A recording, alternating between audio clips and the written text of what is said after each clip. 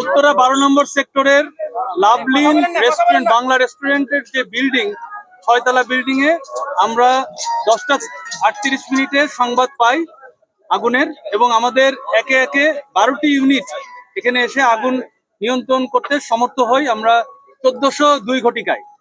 আমরা এখন পর্যন্ত যেই 7 জনকে উদ্ধার করেছি তার মধ্যে 6 জন মহিলা, এবং তার মধ্যে একজন অন্তঃসত্ত্বা মহিলাও রয়েছেন এবং একজন পুরুষ রয়েছেন। তারা সবাই যার যার চিকিৎসা নেওয়ার জন্য হসপিটালে গিয়েছেন, এবং আমরা এখন পর্যন্ত কোনো ডেড ভিকটিম অথবা অন্য কোনো ভিকটিম পাই নাই। তো সবাই আল্লাহ রহমতে সবাই ভালো আছেন আশা করি। এবং আমরা যেই আনুমানিক যেই সোর্স, আগুনের যে উৎস, এটা জানতে পেরেছি, এটা সম্ভাব্য উৎস।